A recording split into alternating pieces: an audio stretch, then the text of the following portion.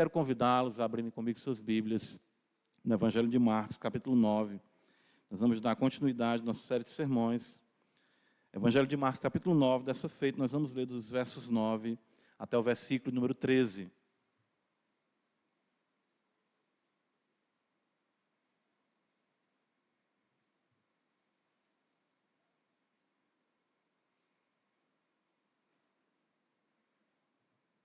Palavra de Deus, assim nos diz, Santo Evangelho de nosso Senhor e Salvador, Jesus Cristo. Ao descerem do monte, ordenou-lhes Jesus que não divulgassem as coisas que tinham visto até o dia em que o Filho do Homem ressuscitasse dentre os mortos. Eles guardaram a recomendação, perguntando uns aos outros que seria o ressuscitar dentre os mortos. Interrogaram dizendo: por que dizem os escribas ser necessário que Elias venha primeiro? Então ele lhes disse: Elias, vindo primeiro, restaurará todas as coisas, como, pois está escrito sobre o Filho do Homem, que sofrerá muito e será aviltado. Eu, porém, vos digo que Elias já veio, e fizeram com ele tudo o que quiseram, como a seu respeito está escrito. Amém. Ó Deus bendito, Salvador de todos os homens, especialmente dos fiéis, a Ti nós invocamos, suplicamos o Teu favor, para que juntos possamos aprender mais uma vez da Tua palavra essa noite. Abençoa a Tua igreja. Estamos aqui aos Teus pés porque cremos na promessa do Senhor, de que a voz do Senhor é poderosa, a voz do Senhor despedaça os cedros do Líbano, o Senhor troveja, o Deus da glória, e nós precisamos, Senhor, da Tua voz. Cremos na promessa de sermos ensinados por Ti, por isso estamos aqui todos os domingos, na semana, em todos os momentos em que o Santo Livro é aberto, nós temos a promessa de que o Teu Espírito haveria de nos conduzir a toda a verdade. Então assim nós suplicamos que o Senhor faça, para a glória do Teu nome, para a edificação da Tua igreja, o bem dos Teus eleitos, e a glória do Teu nome acima de tudo, Pai. Nos ajuda, em nome de Jesus. Amém.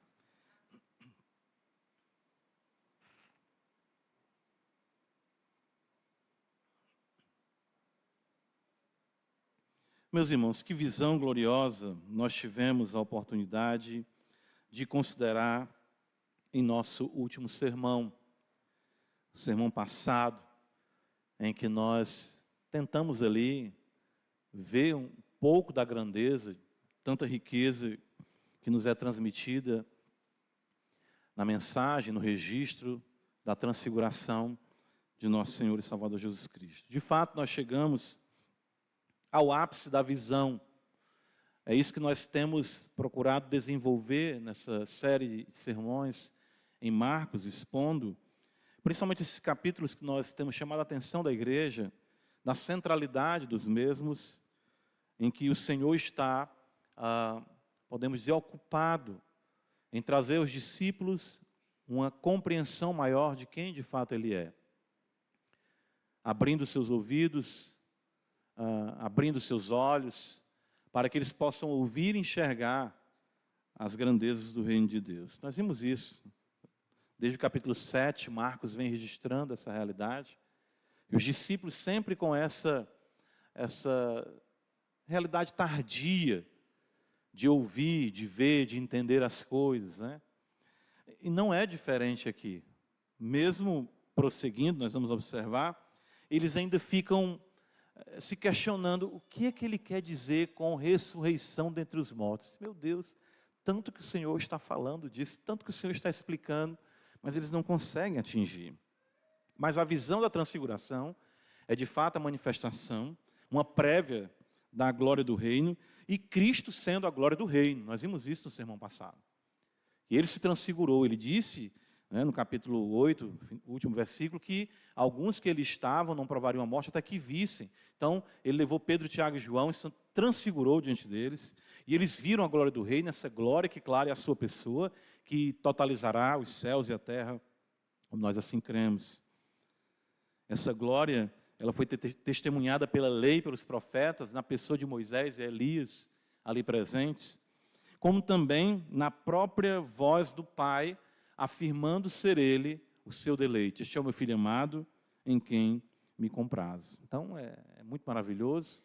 Nós vimos isso na semana passada, quanto isso enche o nosso coração e de esperança também, de que essa glória manifesta no Monte da Transfiguração, ela também há de se manifestar em toda a terra. Essa é a promessa do Senhor, o novo céu, uma nova terra, claro, a partir de Jesus Cristo. Mas o que Marcos nos apresenta na sequência do seu evangelho? Que depois ele nos relata, após essa revelação gloriosa, o que o mestre orienta aos seus discípulos, o que eles deveriam fazer. E é aqui que eu quero prosseguir com os irmãos, versículo 9 em diante, aprendendo mais do nosso bendito Salvador. Em primeiro lugar, eu quero que os irmãos observem aqui que o Senhor ele toma uma decisão, de certo modo, inusitada. Não é? Em primeiro lugar, isso. Ele, no versículo número 9, veja que diz que ao descerem do monte, ele ordena aos discípulos que não divulguem a ninguém as coisas que eles tinham visto. Isso é uma decisão um tanto inusitada ante a manifestação da glória que o Senhor apresentou diante dos discípulos.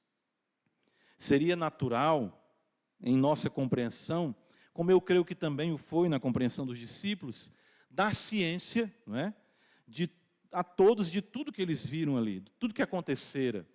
Seria uma oportunidade única de destacar a glória do Messias, contemplada por 3 testemunhas, pensando ali no caso de Pedro, de Tiago e de João, e mais ainda verificada por Moisés e Elias, que aparecem no monte, e mais ainda pela voz do Deus Altíssimo. Por que o mestre diz para eles, não falem nada sobre isso, até que o Filho do Homem ressuscite dos mortos? Jesus pede um segredo provisório, não é? Pede um segredo provisório, que eles não divulgassem as coisas que tinham ali acontecido. Por que isso? Ele orienta que os discípulos aguardem até a ressurreição. Eu creio que isso teria 2 implicações, uma negativa e uma positiva, se os discípulos fosse dado a liberdade de falarem dos eventos que ali aconteceram. Negativamente, eu creio que alguns avançariam na incredulidade ante a humildade e simplicidade do Mestre, que continuou a mesma após a transfiguração. Jesus, então, ele se transfigura e ele volta, né, para a sua realidade humana, normal, e podemos dizer velada da sua glória. Então, os discípulos iam chegar a contar para os outros discípulos, ou até mesmo para o círculo maior de seguidores, que Jesus havia se transfigurado. Seria para eles uma dificuldade, talvez até tão grande quanto a própria ressurreição, que eles não entendiam, a encarnação. Isso, então, iria gerar mais incredulidade, talvez, observando isso de uma perspectiva negativa. Ou de uma perspectiva positiva, ainda assim que alguns crescem, talvez eles quisessem trazer, com a semelhança de quando ele multiplicou os pães e peixes, um insurgir-se ali, proclamá-lo como rei, pela força humana, pela vontade da carne, e impor assim uma glória humana, mediante tramas e conluios humanos. Então o Senhor sabia que isso seria, mais uma vez, alvo de contradição. Então Jesus pede, de fato ordena aos discípulos, ao descer do monte, que não divulguem nada, as coisas que tinham acontecido. E o texto diz no versículo 10 que eles guardaram a recomendação. Tiago capítulo 1, abre comigo a escritura, eu fico pensando no que nós podemos aprender dessa realidade, porque, de modo semelhante, nós também contemplamos uma visão tão gloriosa como essa, e ficamos muitas vezes a nos perguntar por que as coisas do reino de Deus não são tão claras e tão manifestas, e trazer assim as pessoas a uma convicção de que o cristianismo é verdade, de que nós somos o povo de Deus, de que Jesus Cristo é Deus, mediante glória, mediante poder, mediante força, mediante uma manifestação semelhante a essa do Monte da Transfiguração. Tiago capítulo 1, eu gosto desse texto que Tiago diz na sua epístola: sabeis estas coisas, meus amados irmãos, todo homem, pois, seja pronto para ouvir, tardio para falar, tardio para se irar, porque a ira do homem não produz a justiça de Deus. Não é a força humana, não é o ato de falar, não é a questão, vamos dizer assim, do proliferar das argumentações humanas que vão trazer de fato o convencimento. Até porque eles mesmos ainda não tinham a percepção toda da realidade, da grandiosidade de Cristo, mesmo tendo contemplado Ele transfigurado em glória. Isso geraria especulação, isso geraria querelas, e o Senhor não queria isso. Não é a questão da força humana, da ira do homem. Isso de maneira nenhuma seria produtivo. Eu às vezes me questiono, né, quando eu contemplo as realidades do poder de Deus, e isso é muito recorrente nos meios pentecostais, e até neopentecostais, de usar o texto de Hebreus 13:8, que Jesus Cristo é o mesmo ontem, hoje será para sempre. Senhor, manifesta, porque não há uma manifestação, porque que o Brasil não é rendido, que não acontece uma coisa gloriosa, que convença as pessoas, convença a mim. As coisas não funcionam assim no reino de Deus. Eu gosto da sequência do texto de Tiago, que ele diz: portanto, despojando-vos de toda impureza e acúmulo de maldade, acolhei com mansidão a palavra que em vós foi implantada, a qual é poderosa para salvar a vossa alma. É exatamente a ideia do reino de Deus crescendo, germinando em nós, e de uma forma oculta, de uma forma simples, de uma forma encoberta, que a glória de Deus se manifesta. Por isso Jesus fala aos discípulos que o reino de Deus não virá com aparência exterior, porque o reino de Deus está onde? Dentro de vós. Embora nós observemos isso, a glória manifesta na transfiguração, o desenvolvimento do reino deveria ser, como o Senhor havia estabelecido, no ensino da palavra, na pedagogia da fé, no magistério do Espírito Santo. E isso continua, mesmo após a glória, o Senhor fica dirimindo as dúvidas deles, esclarecendo eles e procurando trazer os ajustes teológicos necessários à sua compreensão. Palavra implantada em nós, a semelhança da palavra implantada nos discípulos, cresce organicamente. E eu gosto, volto comigo para Marcos capítulo 9, porque até um movimento de descida é interessante. Subir ao monte é sinônimo de contemplação, é sinônimo de revelação de Deus, e a descida do monte é realmente voltar à normalidade. Quando Deus fala com o povo no Sinai, Deus entrega a sua lei, entrega a lei para que eles vivam a vida comum. Jesus então desce com eles. E a descida destaca isso. A natureza do reino, embora gloriosa, age e cresce na contramão da lógica humana. Ou seja, tudo que é levado da perspectiva humana é abominável diante de Deus, diz Lucas 16, versículo 15. Daí nós entendemos, veja, Provérbios capítulo 25, está escrito o seguinte, que a glória de Deus, isso é maravilhoso, né? Veja, Provérbios 25, versículo número 2, a glória de Deus é encobrir as coisas, não é? Então como é que Deus manifesta a sua glória?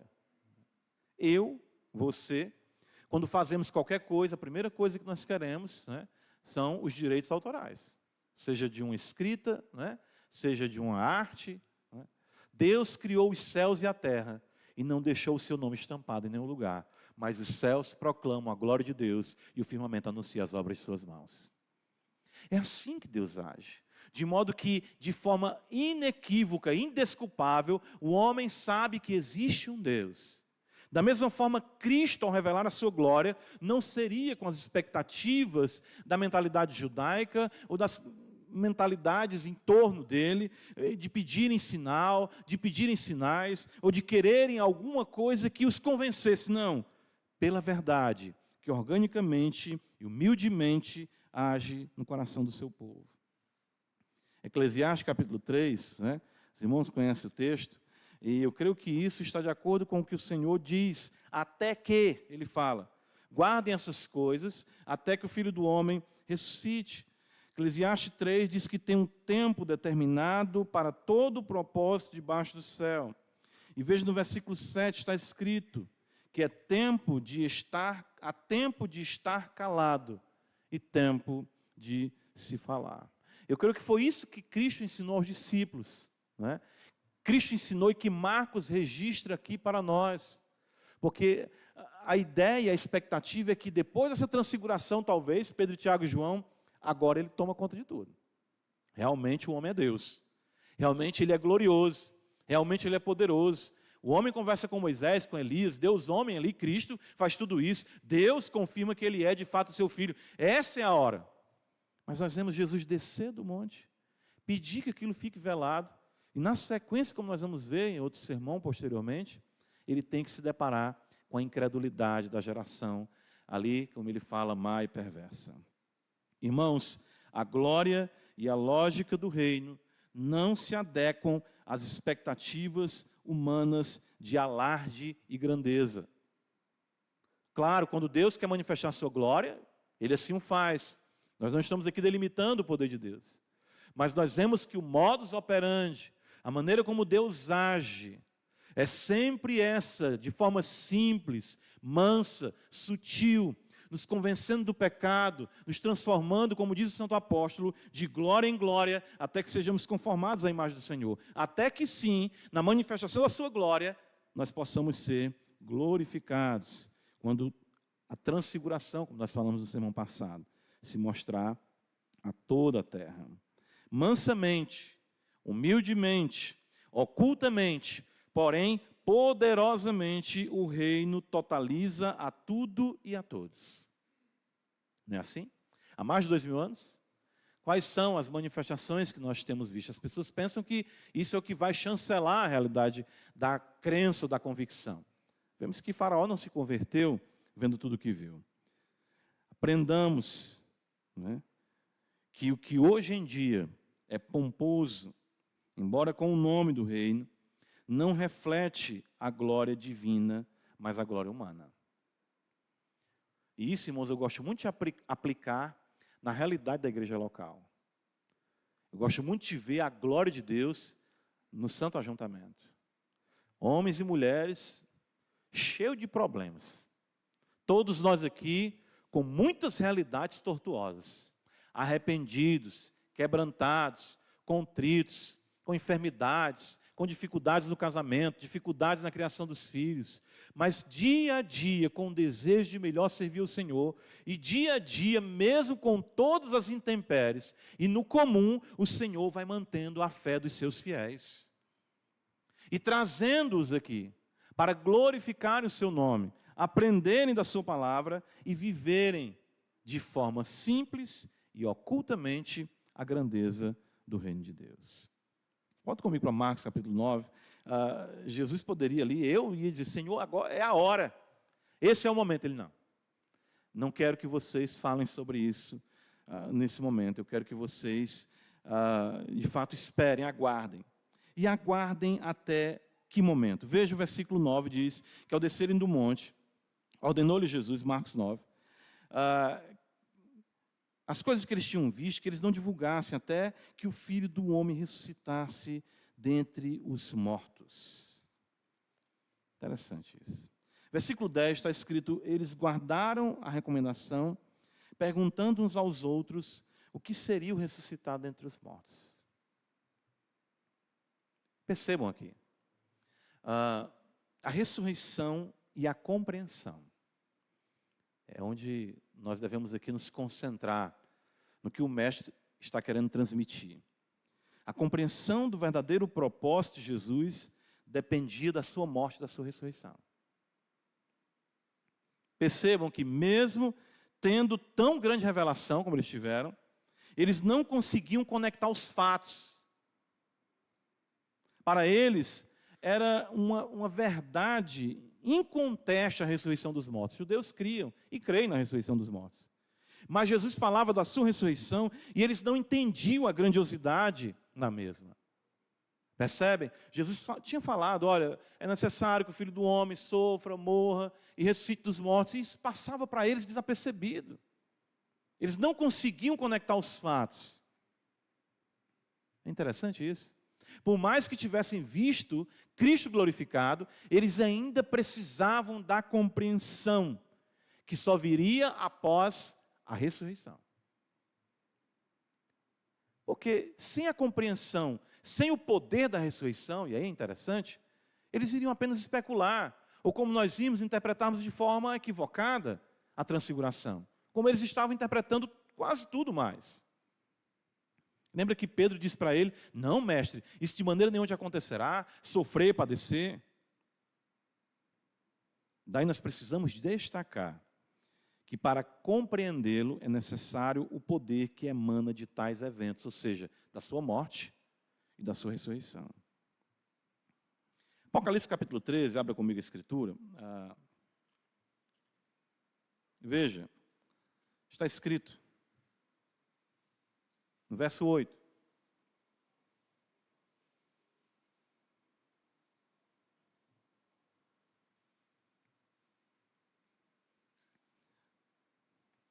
E adorá-la-ão, falando acerca da besta, todos os que habitam sobre a terra, aqueles cujos nomes não foram escritos no livro da vida do Cordeiro. Veja que detalhe interessante que João fala, que foi morto desde quando? A fundação do mundo. Esse é um fato que no decreto, na eternidade, Deus estabeleceu sim a morte do seu filho pelo seu povo, por aqueles que têm seus nomes escritos no livro da vida do Cordeiro. Porém, veja comigo, na primeira epístola de Pedro, nós consideramos esse texto, no sermão passado, no versículo 10, está escrito que foi a respeito dessa salvação que os profetas indagaram, inquiriram, os quais profetizaram acerca da graça a vós outros destinada. Não é porque os profetas, eles não tinham a graça de Deus sobre a vida deles e que eles não tinham alguma percepção do Messias, mas foi destinado para um tempo, para a plenitude do tempo, como diz o apóstolo Paulo, a vinda do Filho de Deus, nascido de mulher, nascido sob a lei, para morrer na cruz. E essa graça que foi decretada, profetizada, vaticinada, se concretizaria na cruz do Calvário e na sua ressurreição, emanando um poder único de transformação do cosmos, a começar em nós e, claro, se expandir para toda a terra. Veja no versículo 11 de Pedro que diz, investigando atentamente qual a ocasião ou quais as circunstâncias oportunas indicadas pelo Espírito de Cristo que neles estava, ao dar de antemão testemunho sobre os sofrimentos referentes a Cristo e sobre as glórias que os seguiriam. Entendam, mesmo com tão grande revelação, os profetas do Antigo Testamento ficavam querendo entender isso. Por quê? Porque o Cordeiro de Deus ainda não havia vindo, morrido na cruz, e com isso, trazendo à luz, como diz o apóstolo, a imortalidade. Era necessário isso. A concretização de tal fato na história e no tempo são determinantes para nós, para a igreja de Deus. O texto que nós podemos também observar, Romanos, abre comigo, o apóstolo Paulo diz no capítulo 3, e é interessante isso, porque nos ajuda a entender até mesmo a questão do perdão dos pecados daqueles que viveram antes da cruz. Está escrito assim, Romanos 3, verso 24, sendo justificados gratuitamente por sua graça, mediante a redenção que há em Cristo Jesus, a quem Deus propôs no seu sangue, como propiciação, mediante a fé, para manifestar sua justiça, por ter Deus, na sua tolerância, deixado impunes os pecados anteriormente cometidos, ou seja, os pecados que anteriormente foram cometidos pelos santos do Antigo Testamento, os santos que vieram antes de Cristo, eles foram deixados impunes, porque sangue de cordeiro, sangue de bezerros, não perdoa pecado, somente o sangue de Jesus Cristo, o Cordeiro de Deus, é que tira o pecado do mundo.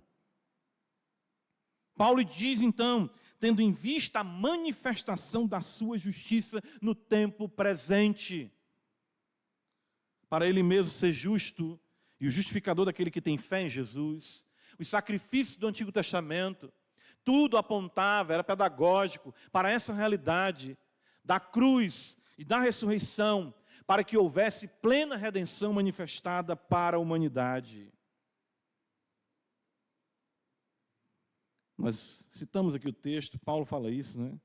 Em Gálatas capítulo 4, versículo 4, ele diz que vindo, porém, a plenitude do tempo, Deus enviou o seu Filho, nascido de mulher, nascido sob a lei, para resgatar os que estavam sob a lei, a fim de que recebêssemos a adoção de filhos.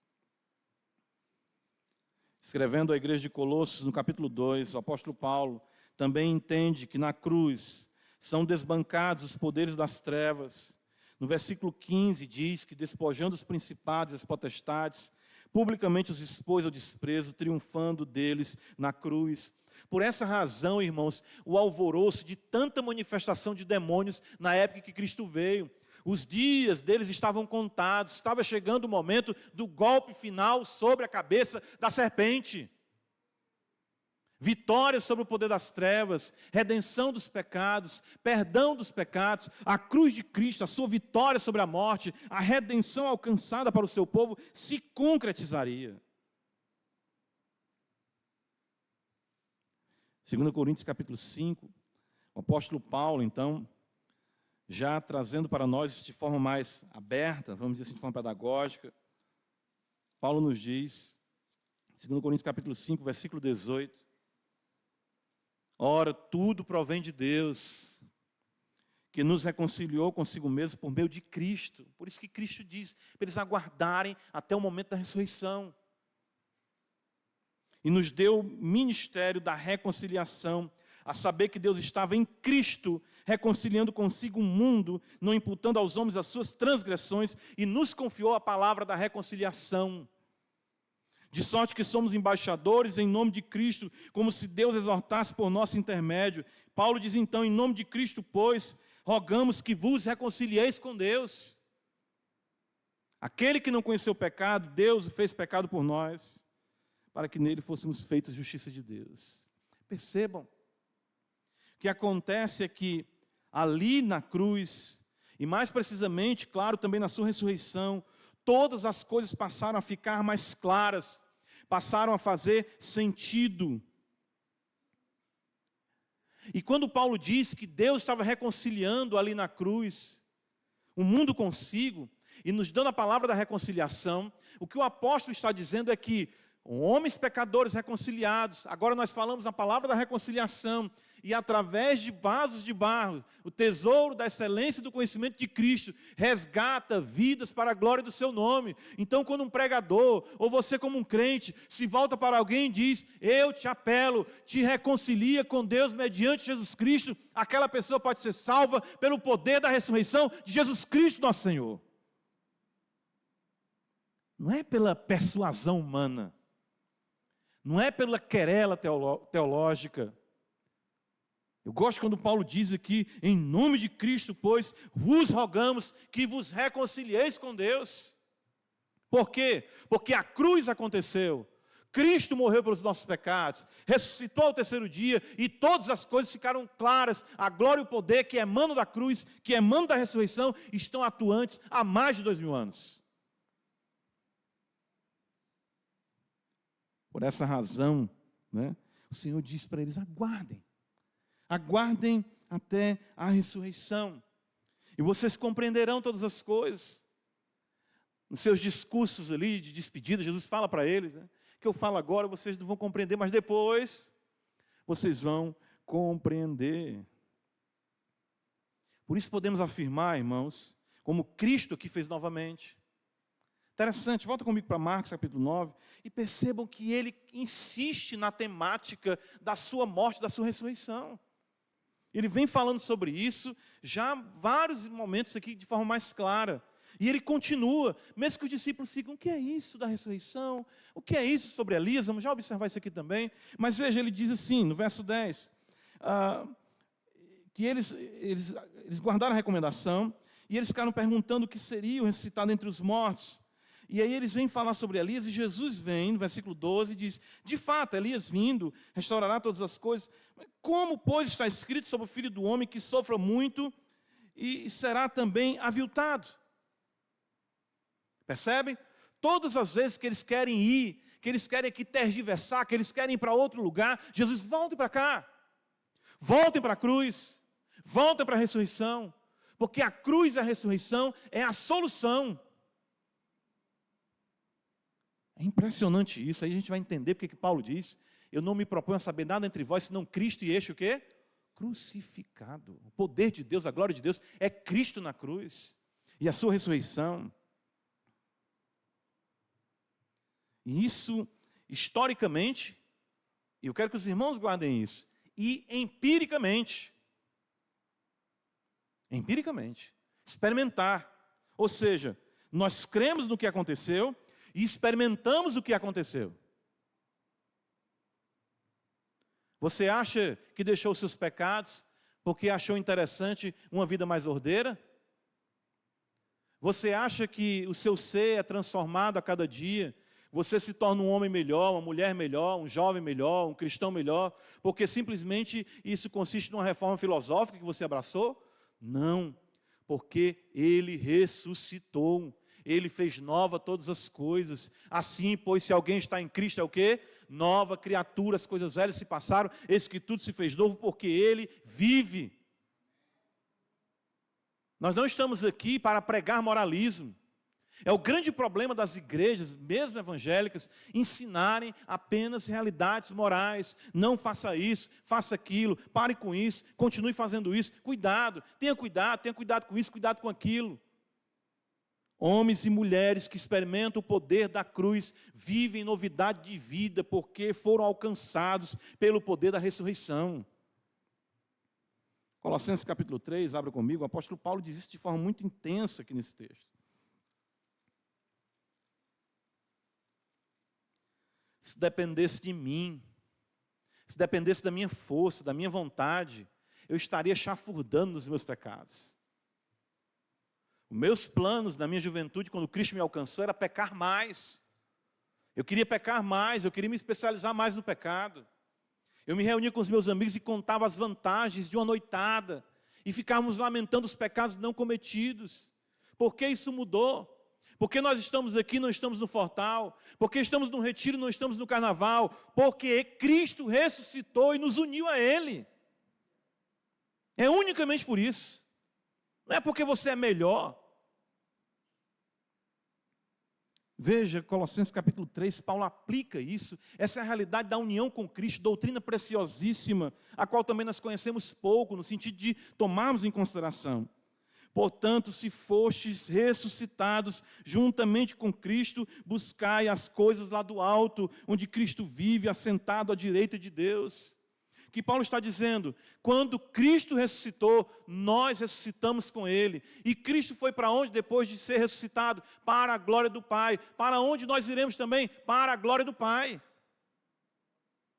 Paulo diz, pensai nas coisas do alto, não nas que são aqui da terra.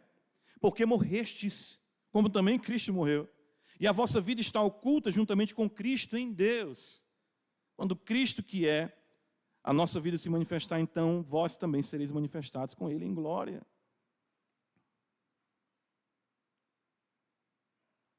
Ou seja, cremos no que aconteceu. E experimentamos o que aconteceu. E a prova em nós, como foi neles, é a novidade de vida, pelo novo entendimento que emana do poder da sua cruz e da sua ressurreição. Mais uma vez eu gosto do peregrino. Lembra do peregrino? O fardo está nas suas costas, não é? E ele chega ali, e o que é que ele vê? A cruz. E ele fica parado olhando para a cruz. É exatamente isso a revelação. E o poder da cruz vem sobre ele. E o fardo que estavam sobre os seus ombros caem, rolam para o sepulcro, e ele recebe novas vestimentas e caminha para a glória de Deus com alegria. Gosto de um cântico que diz, provareis na vossa vida o poder que vem da cruz. Você está com problemas na sua luta interior, no sentido de que pecados, pensamentos, dúvidas, ateísmo assolam o seu coração. Clame pelo Cristo ressuscitado para Ele dissipar as trevas do seu coração. Ele venceu na cruz a morte, Ele pode vencer essa morte no seu coração. A cruz é a solução para o casamento, a cruz é a solução para a paternidade, a cruz é a solução para a maternidade, a cruz é a solução, a ressurreição, a novidade de vida para todos os aspectos do nosso ser. As verdades benditas do Evangelho fazem sentido para você. É onde você pode fazer o teste essa noite, de que você não está apenas ouvindo mais um discurso que você acha interessante, ou até quem sabe, né? Legal. Mas essas verdades de fato caem no seu coração, inquietam sua alma, e você percebe que é uma nova criatura pelo poder da ressurreição, você entende que Cristo, e este crucificado e ressuscitado, está à destra do Pai, que Ele morreu por você, e que você morreu com Ele, ressuscitou com Ele, e vive com Ele para a glória de Deus, e que todos os seus sofrimentos e lutas nesse mundo consistem em você querer ser mais parecido com Ele, e ainda luta com a realidade residual do pecado em você.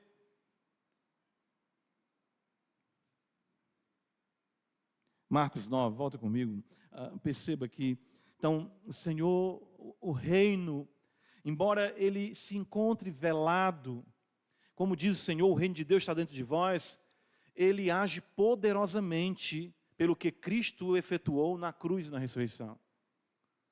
Por isso que ele pede aos discípulos que aguardem. Então nós também experimentamos hoje o poder que emana da cruz. E aí sim, os ajustes teológicos acontecerão. Isso é muito interessante. Veja no versículo de número 11, está escrito, Marcos 9.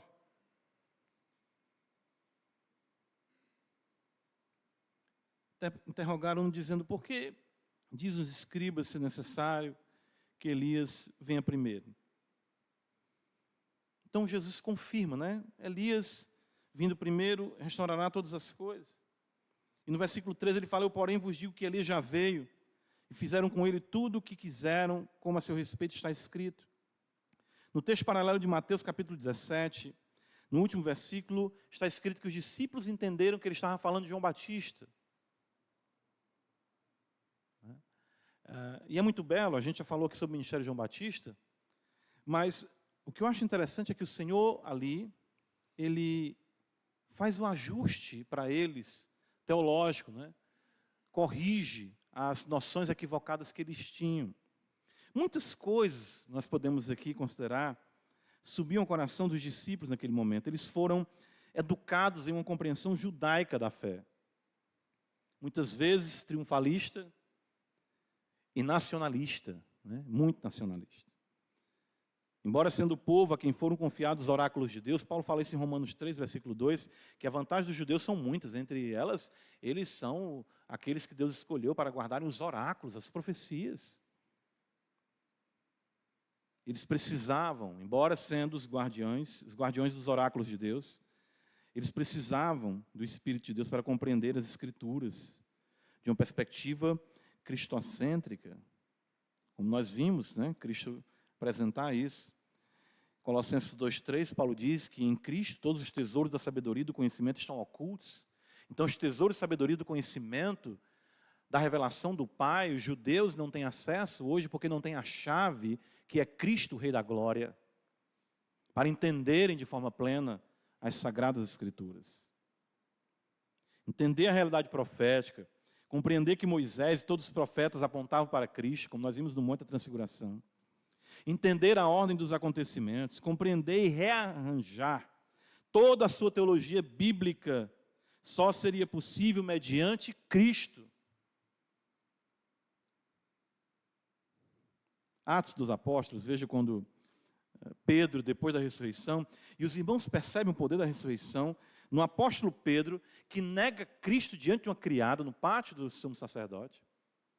Quando o Espírito Santo vem, o Espírito do Cristo ressurreto, ele prega com ousadia na festa de Pentecostes, não teme mais ninguém, e com a compreensão de forma muito bela do Evangelho, de Cristo.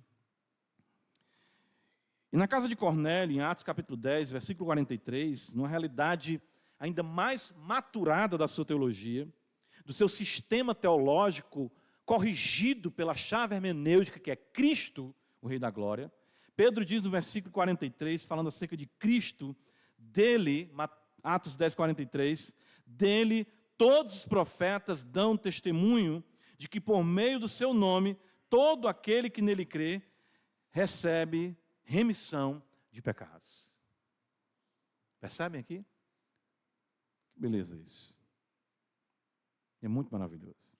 Daí nós concluímos, irmãos, que somente com humildade e dependência do Senhor, e experimentando o poder que emana do Cristo ressurreto, os homens, quer sejam judeus, quer sejam gentios, farão teologia em glória.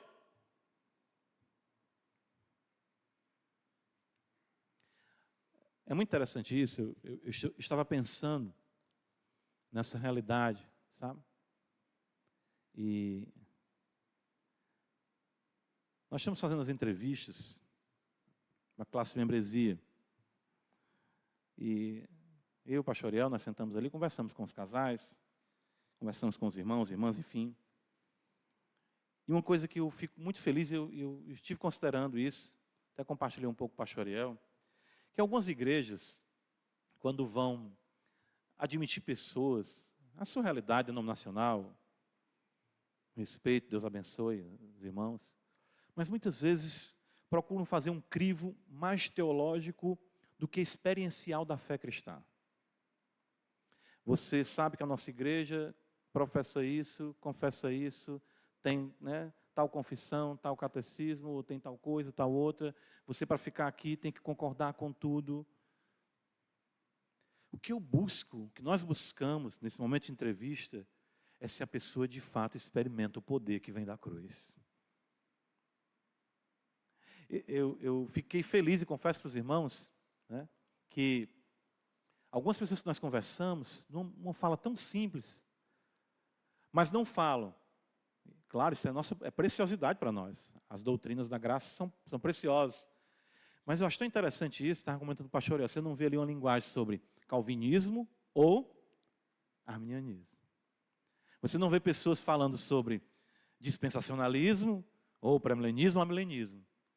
Eu vejo as pessoas dizendo assim, pastor, nós queremos ficar aqui porque a palavra tem impactado a nossa vida. E o que nós estávamos procurando, uma igreja que a palavra fosse pregada, nossos corações fossem realmente confrontados, nós pudéssemos adorar o Senhor em simplicidade. E isso me deixa o coração muito alegre. Claro que nós temos também como igreja distintivos eclesiásticos, temos confissão de fé também, nós iniciamos o culto com o credo apostólico, mas o que eu quero dizer para os irmãos é o seguinte, essas questões elas vêm com o decorrer da fé cristã. Certa feita aqui, de muitas pessoas que me abordam, uma pessoa me abordou e disse assim, pastor, eu queria falar com o senhor. Eu disse, pois não, é porque eu estou gostando muito da igreja, mas eu preciso saber qual é a posição escatológica da igreja. Eu disse, é mesmo. Você nem começou, já cai por fim. Quer dizer que você, não, que eu estou gostando muito, então. Outra vez eu, ainda membro da igreja, era seminarista, e eu já contei essa história para os irmãos. Estava na igreja e certa feita se uniu, foram unidas duas classes na igreja, um professor, como a gente faz às vezes, e uniu a classe de senhoras e a classe, acho que foi de uns jovens lá, e o estudo era sobre as doutrinas da graça, falando sobre depravação total, eleição incondicional, expiação limitada, graça irresistível e perseverança dos santos. Os irmãos conhecem bem. Terminou a lição, aí acho que na semana, um dos irmãos fazia parte da classe, me procurou de seminarista e disse, eu estou decepcionado. Eu disse, é mesmo que foi que houve? Não, porque eu estava com a classe de senhoras e eu vi lá o professor dando aula, nem ele perguntou se alguém sabia o que era depravação total, ninguém disse nada das mulheres ali. Ele falou sobre a expiação, ninguém sabia nada sobre os 5 pontos do calvinismo. Eu disse, sim, irmão, talvez as irmãs não saibam sobre os 5 pontos do calvinismo, mas pergunte se ela sofre com os pecados dela e se ela se vê pecadora. Depravação total. Pergunte se ela escolheu Cristo ou se ela tem certeza que Cristo escolheu ela. Isso é o quê? Eleição incondicional. Pergunte se ela crê que Cristo morreu pelos pecados dela. Expiação limitada. Pergunte a ela se ela veio por vontade própria, foi Cristo que a trouxe poderosamente. O que é isso? Graça irresistível. Pergunte a ela se ela crê que a fé dela será uma fé de uma vez por todas. O que é isso? Perseverança dos santos. Os discípulos aqui estavam tanto nessas querelas judaicas, Elias virá primeiro e tudo. Jesus disse, Elias virá, está escrito e veio. E fizeram o que fizeram com ele. Eu quero que vocês entendam uma coisa. Vocês são pecadores, eu vou morrer por vocês, vou ressuscitar por vocês, para vocês andarem em novidade de vida. Foquem nisso.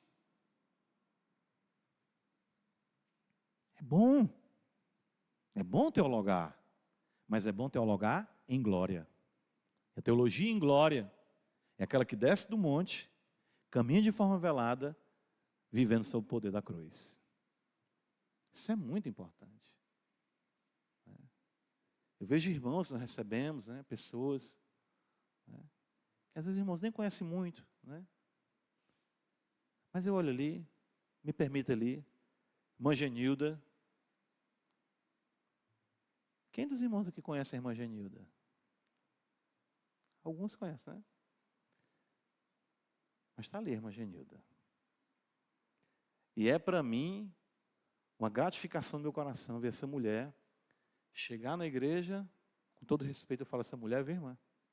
Essa irmã, crê no Evangelho, todo dia ela está ali, todo domingo, ouvindo a palavra, caminhando e esperando a manifestação da glória de Deus. Amém? E eu espero que Deus continue abençoando a sua vida, minha irmã. Eu vejo mais o poder e a graça de Deus nessa realidade do que nessas questões, nessas querelas que Jesus viu que eles ficavam. Será isso? Será o tempo? Será esse o momento? Jesus não é um momento de focar nisso.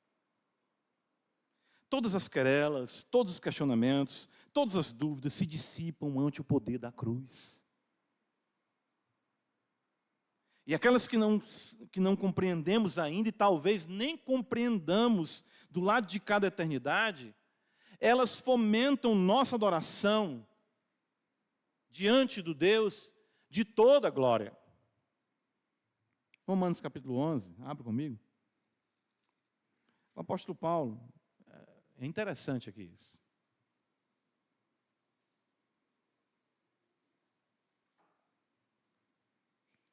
O apóstolo Paulo, ele caminha nesses 3 capítulos com uma profundidade teológica que é difícil de nós compreendermos. E Paulo é Paulo. Deus chamou Paulo de uma forma singular, um santo apóstolo. E nós vemos as pessoas, elas se debatem em Romanos 9, 10 e 11. Maravilha isso. Mas eu fico triste que elas nunca chegam ao verso 33.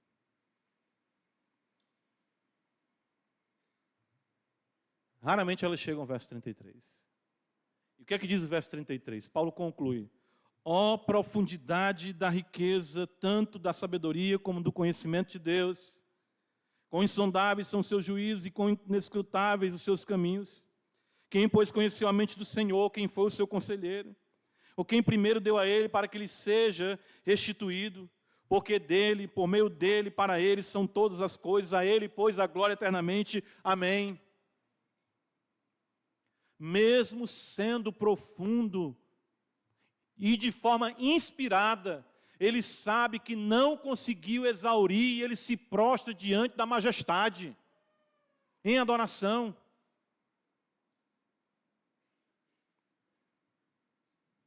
Interessante.